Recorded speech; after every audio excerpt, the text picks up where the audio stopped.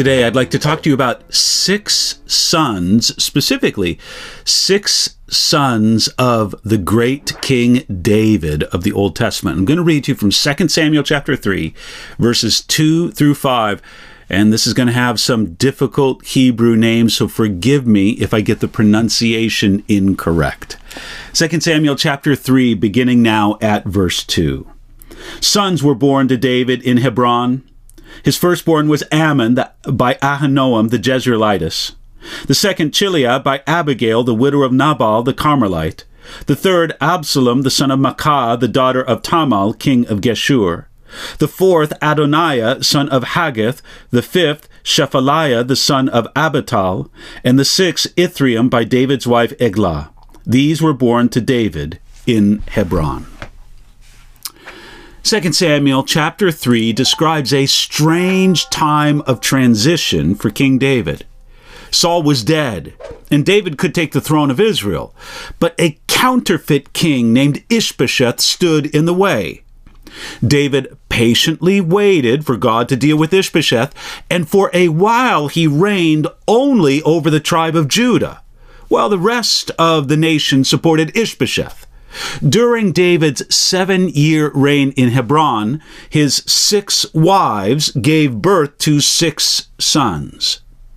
Now, let's be very straightforward about this.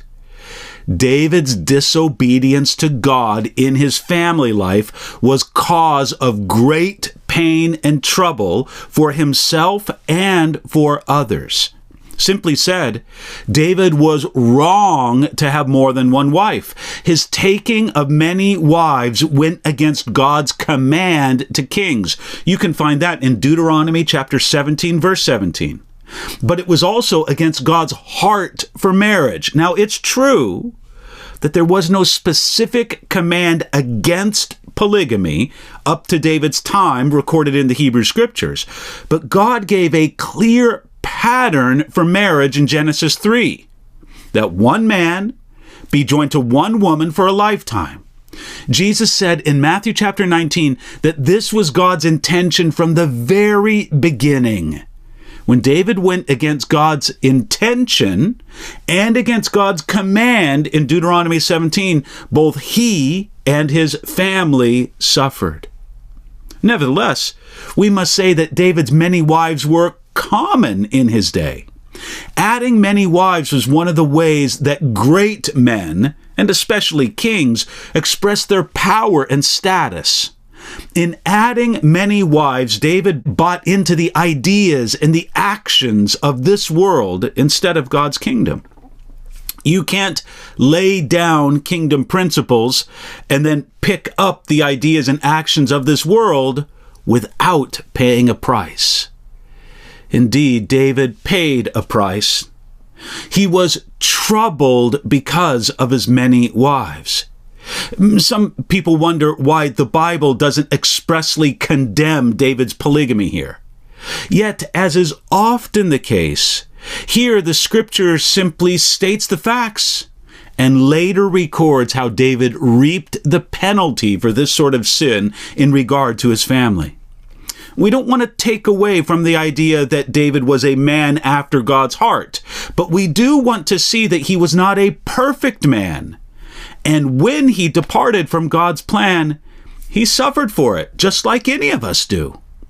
Look at the legacy left by the 6 sons mentioned in 2 Samuel chapter 3. Amnon raped his half-sister and was murdered by his half-brother. Chileab is also known as Daniel in 1 Chronicles chapter 3. The few mentions of this son indicate that perhaps he died young or that he was an ungodly, unworthy man. Absalom murdered his half-brother and led a civil war against his father David, attempting to murder David.